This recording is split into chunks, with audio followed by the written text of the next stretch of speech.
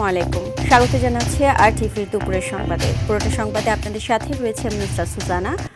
রমজানে নিত্য পণ্যের বাজারে ক্রেতাদের নাভিশ্বাস। প্রথম রমজানেই বেড়েছে শাকসবজির দাম। বেগুন বিক্রি হচ্ছে ৮০ থেকে ১০০ টাকা কেজিতে। ২ দিনের ব্যবধানে লেবুর দাম হালিতে বেড়েছে ৫০ থেকে ৬০ টাকা। প্রতি হালি বিক্রি হচ্ছে ৮০ থেকে ১০০ টাকা পর্যন্ত। শসা ক্ষীরার দামও আকাশচুম্বী। প্রতি কেজি বিক্রি হচ্ছে ১০০ টাকায়। ১০ থেকে ৩০ টাকা বেশি দামে বিক্রি হচ্ছে পেঁয়াজ, আদা, রসুন। পেঁয়াজ ৬০ টাকা, আদা ১৮০, রসুন ২০০ থেকে ২২০ টাকা। দাম বাড়তি সবজির দামও। তেল, চিনি, ছোলা, ডাল বিক্রি হচ্ছে এক সপ্তাহ আগের দামেই। চড়া দামের জন্য সিন্ডিকেটকে দুষছেন ক্রেতারা, আর বিক্রেতারা বলছেন বাজারে বাড়তি চাহিদা থাকায় দাম বেড়েছে।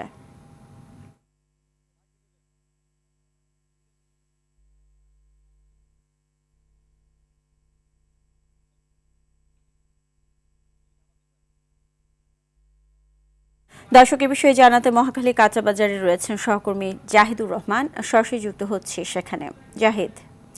জাহিদ, রমজানের প্রথম দিন তো নিত্যপণ্যের দাম কেমন দেখছেন আমাদেরকে জানাবেন। সুজানা, আপনি জানেন যে আমরা মধ্যাহ্নে যুক্ত হয়েছিলাম কারণ বাজার থেকে, এবং এখন আমরা এলাকা ভিত্তিক যে বাজারগুলো রয়েছে সেখানে একটু যুক্ত হয়েছি মহাখালী কাঁচা বাজার থেকে, এবং সেইখানে যে আমরা দাম দেখেছি সেখান থেকে আরও কিন্তু ১০ থেকে ২০ টাকা প্রতিটা পণ্যের দাম বেশি। ইতিমধ্যে আমরা বাজারে যে এসেছি সেখানে দেখেছি যে আমরা বেগুন, শসা, তারপর গাজর, লেবু এগুলো যে রয়েছে সেই জিনিসগুলোর দাম বাড়তি রয়েছে, এবং প্রত্যেকটা জিনিসই আমরা দেখেছি যে ১২০ থেকে ১০০ টাকা, এবং কোনোটা ৬০ টাকা, লেবুর হালি ৮০ টাকা প্রকার ভেদে বিক্রি হচ্ছে। এই যে মানুষের যে বিক্রেতারা যেটা বলছেন যে রমজানের কারণে দামটা বৃদ্ধি পেয়েছে, এবং বিক্রেতারা মনে করছেন যে এই যে দামের কারণে যে তাদের যে অবস্থা, সেই অবস্থার কথা যদি আমরা একটু জানতে চাই, একজন ক্রেতা আছেন এখানে, তার সাথে আমরা একটু কথা বলবো যে এই যে জিনিসপত্রের দাম, আপনি বাজার তো এসেছেন বাজার করতে, এখানে বাজারে কোন কোন জিনিসগুলোর দাম বেশি মনে হয়েছে এবং কেন মনে হয়? কাঁচামরিচ, লেবুর দাম তো প্রচণ্ড বেশি, অনেক বেশি, ক্রয় ক্ষমতার বাইরে, সাধারণ মানুষ কিনতে পারতেছে না। লেবু, শসা, বেগুনের দাম বেশি, মাছ, তারপর ব্রয়লার মুরগি, বিশেষ করে গরিবের প্রোটিন যেটা খেত ব্রয়লার মুরগি, সেটার দামও বেশি। আসলে নতুন সরকারের কাছে আমাদের প্রত্যাশা হচ্ছে আইন শৃঙ্খলা পরিস্থিতি আর দ্রব্যমূল্য নিয়ন্ত্রণ করলে, এটাই আমাদের জন্য যথেষ্ট, আর কিছু দরকার নেই। তাই মাননীয় প্রধানমন্ত্রী তারেক রহমান সাহেবের কাছে অনুরোধ থাকবে, আপনি বাজার মনিটরিংটা জোরদার করুন, দ্রব্যমূল্য নিয়ন্ত্রণ আনুন। আমাদের নাভিশ্বাস উঠে যাচ্ছে। আমরা শুনছিলাম যে বিক্রেতার কথা বলছিলাম, আমরা আরেকজন ক্রেতা আছেন এখানে, আমরা ক্রেতার সাথে কথা বলছিলাম, একজন বিক্রেতার সাথে কথা বলবো যে এই যে আপনার জিনিসের দাম কোনটা বেশি মনে হয়? বেগুন, লেবু, শসা, বেগুন ১২০ টাকা, শসা ১২০ টাকা, লেবু ১২০ টাকা হালি, টমেটো ৮০ টাকা কেজি। এই রমজানে আহমারি যে নতুন সরকার গঠন হচ্ছে, কিন্তু দাম আহমারি গত বছর যে রোজা, এর আগে যে রোজা ছিল, এরকম দাম কম বা বেশি হয় না। এবার অনেকে কম, তুলনামূলক। যেমন বেগুন প্রতি রমজানে আমরা ১৬০-২০০ টাকা নিচে বিক্রি করি নাই, যা শসা ২০০ টাকা ২২০ টাকা নিচে বিক্রি করি না, কিন্তু এবার অনেকে দাম কম আগের বছর থেকে তুলনামূলকভাবে। আমরা শুনছিলাম বিক্রেতারা বলছেন যে দাম কম, আর ক্রেতারা বলছেন দাম বেশি। আসলে স্বাদ এবং সাধ্যের যে সমন্বয়, সেটি ঘটাতে হলে আসলে বাজার মনিটরিং সেটি জোরদার করার দাবি জানিয়েছেন ক্রেতারা, এবং বিক্রেতারা বলছেন সরবরাহ বেশি থাকলেও রমজানের প্রথম দিকে দামটা বাড়ে এবং পরবর্তীতে ধীরে ধীরে দাম কমতে থাকে। সুজানা। জি জাহিদ, আপনাকে অসংখ্য ধন্যবাদ। এদিকে পবিত্র রমজানের শুরুতেই চট্টগ্রামে বেড়েছে নিত্য পণ্যের দাম। বাজারে ব্রয়লার মুরগি সহ অধিকাংশ পণ্যের দাম বেড়েছে। ব্রয়লার মুরগি বিক্রি হচ্ছে ২২০ টাকা কেজি, যা এক সপ্তাহ আগেও ছিল ১৬০ টাকা। বেড়েছে সোনালী ও দেশি মুরগি সহ গরুর মাংসের দাম। লেবুর হালি বিক্রি হচ্ছে ১০০ টাকা পর্যন্ত। বাড়তি মাছ, বিভিন্ন ডাল সহ অনেক পণ্যের দাম। রাজশাহীতেও পণ্যের বাড়তি দামে ক্ষোভ জানান ক্রেতারা। বাজার মনিটরিং না থাকায় ব্যবসায়ীরা ইচ্ছে মতো দাম বাড়াচ্ছেন বলে অভিযোগ ক্রেতাদের।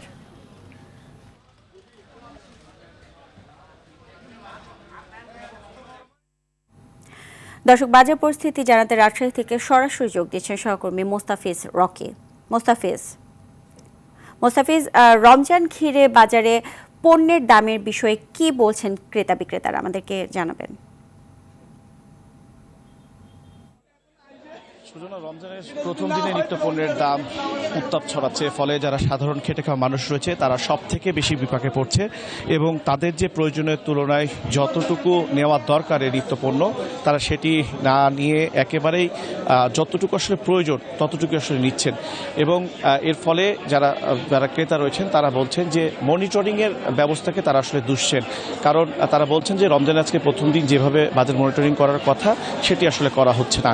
এবং বিশেষ করে আমরা দেখেছি যে বাজারে ইফতারিতে যে সমস্ত সবজি ব্যবহার করা হয় যেমন হচ্ছে যে বেগুন, পাশাপাশি আপনার শসা, তারপরে আপনার খেজুর, সেগুলোর দাম কিন্তু অনেকটাই বাড়তি এবং লেবুর হালি কিন্তু প্রায় আকাশ ছোঁয়া। আপনি জানেন যে লেবু এই মুহূর্তে রাজশাহীর বাজারে বিক্রি হচ্ছে 80 থেকে 100 টাকা প্রতি হালি এবং কোনো কোনো লেবু আকার ভেদে 80 টাকা হালিতেও বিক্রি হচ্ছে। তবে আমরা এই লেবুর বাড়তি দাম নিয়ে যারা বিক্রেতা রয়েছেন তাদের সাথে কথা বলার চেষ্টা করেছি। তারা যেটি আমাদেরকে জানিয়েছে যে লেবুর এখন মৌসুম না, এই কারণে লেবু পর্যাপ্ত পরিমাণে বাজারে নেই, ফলে এটির দাম বাড়ছে। এছাড়াও কিছুক্ষণ আগে আমি ছোলা সহ অন্যান্য যে সমস্ত ডালের বাজার রয়েছে সেখানেও গিয়েছিলাম, ঘুরে এসেছি এবং সেগুলোতে গিয়েও দেখেছি যে ছোলা কিন্তু প্রায় প্রতি কেজিতে 10 টাকা করে বেড়েছে। এছাড়াও অন্যান্য যে ডালগুলো রয়েছে সেই ডালগুলোর দামও কিন্তু অনেকটা বাড়তি দামে বিক্রি হচ্ছে এবং বরাবরের মতোই তারা বলছেন যে আগে যে অজুহাতগুলি দিত যে পর্যাপ্ত পরিমাণে আমদানি না থাকার, সেটি তারা বলছেন।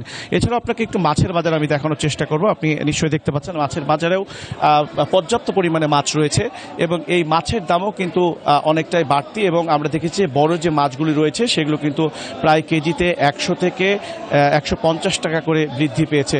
ফলে ক্রেতাদের এই মাছ মাংস কিনতে এসেও কিন্তু একেবারেই নাবিশ্বাস হয়ে উঠছে। ফলে তারা বলছেন যে জীবনযাত্রার যে মান সেটিতে তাদের প্রভাব পড়ছেন এবং তারা বলছেন যে এইভাবে আসলে চলতে থাকলে বাজারের যে মনিটরিং ব্যবস্থা যদি না নেওয়া হয় তাহলে কিন্তু সাধারণ মানুষের যে ক্রয় ক্ষমতার যে বাইরে সেটি চলে যেতে পারে। তবে আমরা এরই মধ্যে ভোক্তা অধিকার যারা অভিযান পরিচালনা করেন তাদের সঙ্গে আমরা কথা বলেছি। তারা যেটি বলছেন যে নিয়মিত বিভিন্ন বাজারে তারা পর্যায়ক্রমে যে বাজার মনিটরিং ব্যবস্থা সেটি তারা চালিয়ে যাচ্ছেন। তবে তারা বলছেন যে যারা আসলে অসাধু ব্যবসায়ী, যারা কারসাজির মাধ্যমে যারা পণ্যের দাম বাড়াচ্ছে বা মজুদ রাখছে তাদের বিরুদ্ধে আসলে ব্যবস্থা নেওয়া হচ্ছে। তবে আমরা বাজারে এসে একটি বিষয় লক্ষ্য করেছি, বিশেষ করে প্রত্যেকটি দোকানে বলা যায় যে মূল্য তালিকা সেটি নেই, ফলে যারা বিক্রেতা রয়েছেন তারা কিন্তু তাদের ইচ্ছে মতন দাম হাঁকাচ্ছেন। তো সুতরাং এই ছিল রাজশাহী থেকে আমার কাছে সর্বশেষ। ধন্যবাদ আপনাকে। এদিকে রমজানের নিম্ন আয়ের মানুষের প্রোটিনের চাহিদা পূরণে সুলভ মূল্যে দুধ, ডিম ও মাংস বিক্রি কার্যক্রম শুরু করেছে সরকার। সকালে রাজধানীর মহাখালীতে এর উদ্বোধন করেন মৎস্য ও প্রাণী সম্পদ প্রতিমন্ত্রী সুলতান সালাউদ্দিন টুকু। তিনি জানান, এবার 10 লাখ পরিবার কম মূল্যে দুধ, ডিম ও মাংস কিনতে পারবেন। মহাখালী ছাড়াও উত্তরা, আজিমপুর, মিরপুর সহ রাজধানীর 25টি স্পটে রমজান জুড়ে এ কার্যক্রম চলবে। দেশের অন্যান্য জেলায়ও এ ব্যবস্থা নেওয়া হবে বলে জানান প্রতিমন্ত্রী। এ কর্মসূচির আওতায় 1 ডজন ডিম 96 টাকা, 1 কেজি দুধ 80 টাকা ও 1 কেজি মাংস 650 টাকায় বিক্রি করা হচ্ছে।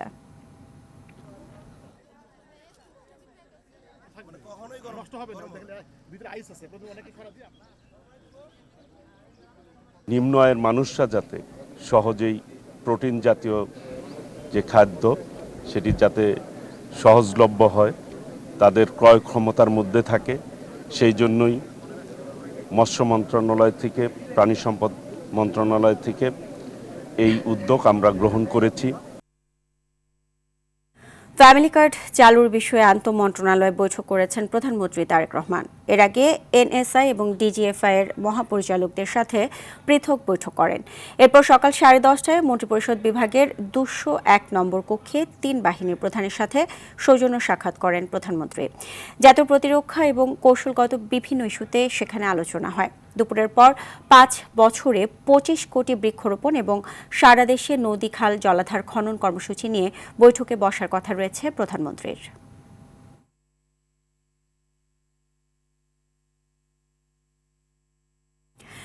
শিক্ষায় কোনো দুর্নীতি হওয়া উচিত না, সেটা হতে দেয়া হবে না বলে জানিয়েছেন শিক্ষামন্ত্রী এহসানুল হক মিলন। সচিবালয়ে তিনি এসব কথা বলেন। মন্ত্রী বলেন, মব করে পরীক্ষা বন্ধ করে দেয়া অনাকাঙ্ক্ষিত ছিল। শিক্ষক ক্লাস বাদ দিয়ে রাজপথে থাকবে, সেটা হতে পারে না। শিক্ষা রাষ্ট্রের প্রথম বিনিয়োগ হবে জানিয়ে মন্ত্রী আরও বলেন, সার্টিফিকেট নয়, সক্ষমতাকে মূল্যায়ন করা হবে।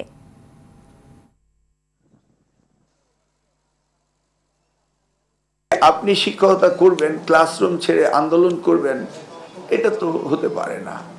আপনাদের দাবি দেওয়া যেভাবে আসা সেভাবে আসবে, আমরা সেগুলিকে অ্যাড্রেস করব। এমন তো না আমরা অ্যাড্রেস করছি না, আমরা করব। কিন্তু রাজপথ দখল করে তো দাবি দেওয়া আদায় করার কোনো প্রয়োজন নেই, কারণ আমরা দাবি দেওয়া আদায় করতে করতে এইটুকু পর্যন্ত এসছি।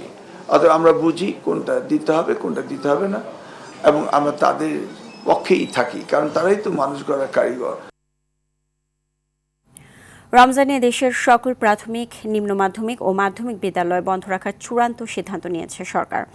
নতুন সিদ্ধান্ত অনুযায়ী আজ থেকেই দেশের সব শিক্ষা প্রতিষ্ঠানে দীর্ঘ ছুটি শুরু হচ্ছে।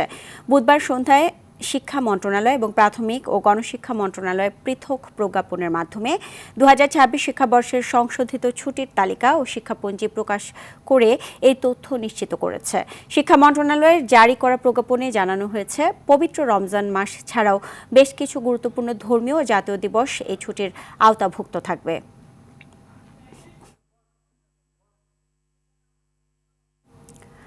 প্রধানমন্ত্রী তারেক রহমানের নেতৃত্বে গঠিত মন্ত্রিসভায় যেমন আছে পুরাতন মুখ, তেমনি আছে নবীনদের প্রাধান্য। তাই এই মন্ত্রিসভাকে বিচক্ষণতার পাশাপাশি আরও দায়িত্বশীল ও দক্ষতার পরিচয় দিতে হবে বলে মনে করেন বিশেষজ্ঞরা।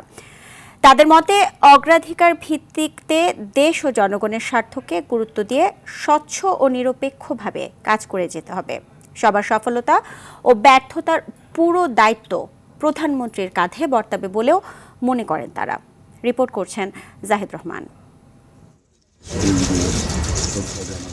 বহুল প্রতীক্ষিত ত্রয়োদশ জাতীয় নির্বাচনে জয়ের পর জন আকাঙ্ক্ষার সরকার গঠিত হয়েছে। 2 দশক পর রাষ্ট্র ক্ষমতায় ফিরে নতুন যাত্রার সূচনা করেছে বাংলাদেশ জাতীয়তাবাদী দল বিএনপি। যে সরকারের নেতৃত্বে রয়েছেন তারেক রহমান, তার মন্ত্রিসভায় জায়গা মিলেছে এক ঝাঁক নবীন প্রবীণ রাজনৈতিক ব্যক্তিত্বের। বিএনপি সরকারের জন্য গণ অভ্যুত্থান পরবর্তী বিশাল দায়িত্বের চাপ যেমন রয়েছে, তেমনি আইনের শাসন প্রতিষ্ঠা ও দুর্নীতির লাগাম টানার উপর সফলতা নির্ভর করছে দায়িত্বপ্রাপ্তদের। এমনটাই মনে করেন ঢাকা বিশ্ববিদ্যালয়ের রাষ্ট্রবিজ্ঞানের এই অধ্যাপক। বিএনপি যে অঙ্গীকার করেছে জাতির সামনে এবং তাদের যে ইশতেহার এবং তারেক রহমান যে প্রচারণা চালিয়েছে সারা দেশে, এখানে কিন্তু বারবার বলা হয়েছে যে দুর্নীতিকে কোনোভাবেই অ্যাকসেপ্ট করা হবে না। ফলে আমরা হয়তো একটা ভিন্ন পরিস্থিতি আমরা দেখতে পারি রাজনৈতিক অঙ্গনে, বা যে মন্ত্রিসভা আছে তাদের যে কর্মকাণ্ড পরিচালিত হবে, তারা নিশ্চয়ই এই বার্তাটি তারা নিয়েই তারা মন্ত্রী পরিষদের দায়িত্ব নেবে, মন্ত্রণালয়ের দায়িত্ব নেবে এবং কাজ শুরু করবেন। সুশাসনের জন্য নাগরিক সুজন সম্পাদক বদিউল আলম আশা করেন, জাতীয় অনৈক্য ও বিভাজন দূর করে জনগণের কাঙ্ক্ষিত প্রত্যাশা পূরণে সার্থক হবে বিএনপি সরকার। বিশ্বাস করতে চাই যে তারা সঠিকভাবে দায়িত্ব পালন করবেন এবং তারা এই সরকারকে সফল করবেন। একই সাথে আমাদের গণতান্ত্রিক ব্যবস্থাটাকে কার্যকর করবেন, স্বচ্ছতা জবাবদিহিতা নিশ্চিত করবেন এবং আমরা একটা বিভক্ত জাতি, এই বিভাজন কাটিয়ে উঠে জাতিকে ঐক্যবদ্ধ করা গুরুত্বপূর্ণ। আমি আশা করি তারা তা করতে পারবে। মন্ত্রিসভায় 25 জনকে পূর্ণমন্ত্রী এবং 24 জনকে প্রতিমন্ত্রী করা হলেও এর আকার বাড়তে পারে বলে মনে করেন বিশেষজ্ঞরা। সফলতার জায়গাটা যখন আসবে তখন প্রধানমন্ত্রীকেই আসলে ইঙ্গিত করা হয়, আবার যখন কোনো ধরনের ফেলিওর আসবে প্রধানমন্ত্রীকেই এখানে ব্লেম করা হবে। ফলে প্রধানমন্ত্রীকে একদিকে যেমন টিমওয়ার্ক করতে হবে, সবাইকে নিয়ে, সবার যে এক্সপার্টাইজ আছে, দক্ষতা আছে, এটিকে নিয়ে কাজ করতে হবে, আবার প্রধানমন্ত্রীকে একটি শক্ত অবস্থানও গ্রহণ করতে হবে। কারোর প্রতি রাগ বিরাগের বশবর্তী হয়ে কোনো সিদ্ধান্ত নেবেন না এবং তারা সততার সাথে নিষ্ঠার সাথে কাজ করবেন। এগুলো তো শপথ বাক্য এবং একই সাথে এগুলোই তো কাঙ্ক্ষিত। তবে চ্যালেঞ্জ মোকাবেলায় কতটুকু সফল ও ব্যর্থ বিএনপি সরকার, তার জন্য অপেক্ষা করতে হবে আরও কিছু সময়, এমনটাই মনে করেন তারা। কোনোভাবেই যেন তারা দুর্নীতিতে জড়িয়ে না পড়েন। জাহিদ রহমান, আরটিভি, ঢাকা। নতুন মন্ত্রিপরিষদে অভিজ্ঞদের চেয়ে তরুণদের ওপর বেশি আস্থা রেখেছেন প্রধানমন্ত্রী তারেক রহমান। 50 সদস্যের এ মন্ত্রিসভায় অভিজ্ঞতা রয়েছে মাত্র 9 জনের। অন্যদিকে প্রধানমন্ত্রী ছাড়াও বাবার পথ ধরে মন্ত্রী প্রতিমন্ত্রী হয়েছেন 7 জন। রুডো রফিকের রিপোর্টে দেখুন বিস্তারিত। প্রধানমন্ত্রী পদের কর্তব্য বিশ্বস্ততার সহিত পালন করিব। বিশ্বস্তার সহিত পালন করিব। 2 দশক পর রাষ্ট্র ক্ষমতায় ফিরেছে বিএনপি, আর 35 বছর পর এলো পুরুষ নেতৃত্ব। বাবা জিয়াউর রহমান ও মা খালেদা জিয়ার পর এবার দেশ পরিচালনার ভার নিলেন ছেলে তারেক রহমান। তবে তার 50 সদস্যের এই মন্ত্রিসভায় অভিজ্ঞতা সম্পন্ন রয়েছেন মাত্র 9 জন। স্থানীয় সরকার, পল্লী উন্নয়ন ও সমবায় মন্ত্রী মির্জা ফখরুল ইসলাম আলমগীর 2001 সালে বেগম খালেদা জিয়ার সরকারে প্রথমে কৃষি প্রতিমন্ত্রী ও পরে বেসামরিক বিমান পরিবহন মন্ত্রণালয়ে দায়িত্ব পালন করেন। অর্থ ও পরিকল্পনা মন্ত্রী আমির খসরু মাহমুদ চৌধুরী 2001 সালের অক্টোবরে গঠিত সরকারের বাণিজ্য মন্ত্রী ছিলেন প্রায় 2.5 বছর। আওয়ামী সরকারের আমলে গুমের শিকার স্বরাষ্ট্রমন্ত্রী সালাউদ্দিন আহমদ 2001 থেকে 2006 মেয়াদে বিএনপি সরকারের যোগাযোগ প্রতিমন্ত্রীর দায়িত্ব পালন করেন। খালেদা জিয়ার সরকারে বাণিজ্য প্রতিমন্ত্রী, পাটমন্ত্রী, পানি সম্পদ মন্ত্রী এবং সর্বশেষ বাণিজ্য মন্ত্রীর দায়িত্ব পালনের অভিজ্ঞতা রয়েছে মুক্তিযুদ্ধ বিষয়ক মন্ত্রী অবসরপ্রাপ্ত মেজর হাফিজউদ্দিন আহমেদের। এছাড়াও বিদ্যুৎ, জ্বালানি ও খনিজ সম্পদ মন্ত্রী ইকবাল হাসান মাহমুদ টুকু, ধর্মমন্ত্রী কাজী শাহ মোফাজ্জল হোসেন কায়কোবাদ, সংস্কৃতি মন্ত্রী নিতাই রায় চৌধুরী, দুর্যোগ ব্যবস্থাপনা ও ত্রাণমন্ত্রী আসাদুল হাবিব দুলু ও শিক্ষামন্ত্রী আনমা এহসানুল হকের মন্ত্রিত্বের অভিজ্ঞতা রয়েছে। এবারের মন্ত্রিপরিষদের বড় চমক পররাষ্ট্রমন্ত্রী ডক্টর খলিলুর রহমান। টেকনোক্র্যাট কোটায় মন্ত্রী হওয়া খলিলুর ছিলেন অন্তর্বর্তী সরকারের জাতীয় নিরাপত্তা উপদেষ্টা। অন্যদিকে মন্ত্রিসভায় বাবার দেখানো পথে মন্ত্রী ও প্রতিমন্ত্রী হয়েছেন 7 জন। প্রয়াত প্রতিমন্ত্রী হারুনুর রশিদ খানের কন্যা আফরোজা খানম রীতা বেসরকারি বিমান ও পর্যটন মন্ত্রী। তরিকুল ইসলামের ছেলে অনিন্দ ইসলাম বিদ্যুৎ, জ্বালানি ও খনিজ সম্পদ প্রতিমন্ত্রী। ঢাকার সাবেক মেয়র ও প্রয়াত মন্ত্রী সাদেক হোসেন খোকার ছেলে ইশরাক হোসেন মুক্তিযুদ্ধ বিষয়ক প্রতিমন্ত্রী। প্রয়াত প্রতিমন্ত্রী ফজলুর রহমান পটলের মেয়ে ফারজানা শারমিন পুতুল সমাজ কল্যাণ প্রতিমন্ত্রী। সাবেক প্রতিমন্ত্রী মীর মোহাম্মদ নাসির উদ্দিনের ছেলে মীর মোহাম্মদ হেলাল উদ্দিন পার্বত্য চট্টগ্রাম বিষয়ক প্রতিমন্ত্রী। প্রয়াত মন্ত্রী কে এম ওবায়দুর রহমানের মেয়ে শ্যামা ওবায়দকে পররাষ্ট্র প্রতিমন্ত্রী এবং প্রয়াত সংসদ সদস্য আনোয়ারুল হোসেন খান চৌধুরীর ছেলে ইয়াসির খান চৌধুরীকে তথ্য ও সম্প্রচার প্রতিমন্ত্রীর দায়িত্ব দিয়েছেন প্রধানমন্ত্রী তারেক রহমান।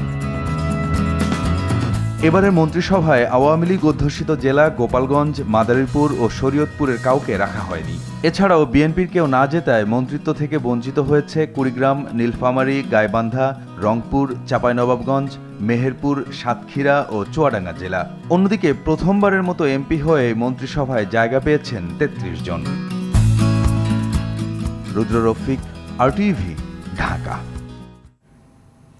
অন্তর্বর্তী সরকার বন্দর সহ যে সকল বৈদেশিক চুক্তি করেছে তা পুনর্বিবেচনা করা দরকার বলে মনে করেন নাগরিক প্ল্যাটফর্মের আহ্বায়ক ডক্টর দেবপ্রিয় ভট্টাচার্য।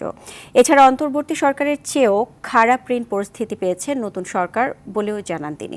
বৃহস্পতিবার সকালে রাজধানীর ব্র্যাক সেন্টারে প্ল্যাটফর্মের পর্যালোচনায় কথা জানান তিনি। এ সময় নাগরিক প্ল্যাটফর্ম জানায়, নতুন সরকার দায় দেনা মেটাতে নতুন করে টাকা ছাপানো হলে তা হবে আরও বেশি উদ্বেগজনক। এছাড়া নতুন সরকারের প্রতিশ্রুতি দেওয়া ফ্যামিলি কার্ডের ব্যবস্থা চলতি অর্থবছর করা ঠিক হবে না জানিয়ে দেবপ্রিয় জানান, দেশের স্বার্থে ভারতের সাথে দ্বিপাক্ষিক সম্পর্ক বাড়াতে হবে। রেমিটেন্সের ক্ষেত্রে যে প্রণোদনা কমানোর কথা, অপরদিকে টাকার মূল্যমানকে আরো বাজার ভিত্তিক করার মাধ্যমে যদি একটু আমার অবনমন হয় তাহলে সেটা দিয়ে তাদের সেই ঘাটতিটা পূরণ হয়ে যাবে। এটি আমাদের অবস্থা। জুলাই গণঅভ্যুত্থানে রাজধানীর রামপুরায় 28 জনকে হত্যা মামলায় বিজিবি কর্মকর্তা লেফটেন্যান্ট কর্নেল রেদওয়ানুল ইসলাম সহ 4 জনের বিরুদ্ধে আনুষ্ঠানিক অভিযোগ গঠনের পর বিচার শুরু হচ্ছে আজ। আন্তর্জাতিক অপরাধ ট্রাইব্যুনাল 1-এর চেয়ারম্যান বিচারপতি মোহাম্মদ গোলাম মর্তুজা মজুমদারের নেতৃত্বাধীন 3 সদস্যের বিচারিক প্যানেলে সূচনা বক্তব্য রাখবেন চিফ প্রসিকিউটর। একই সঙ্গে টাস্ক ফোর্স ফর ইন্টারোগেশন সেলে করে নির্যাতনের ঘটনায় ক্ষমতাচ্যুত প্রধানমন্ত্রী শেখ হাসিনা ও 10 সেনা কর্মকর্তা সহ 17 আসামির বিরুদ্ধে চলা মানবতা বিরোধী অপরাধের মামলায় সাক্ষ্য গ্রহণ শুরু হয়েছে। এদিকে জুলাই গণঅভ্যুত্থানে মানবতা বিরোধী অপরাধের মামলায় ওবায়দুল কাদের সহ 7 আসামির বিরুদ্ধে রাষ্ট্রপক্ষের দ্বিতীয় সাক্ষীর সাক্ষ্য গ্রহণ শুরু হয়েছে। দুপুরের সংবাদ এ পর্যন্তই। জেলা সংবাদ বিকেল 4:45টায় দেখার আমন্ত্রণ রইল। এতক্ষণ সাথে থাকার জন্য সবাইকে ধন্যবাদ।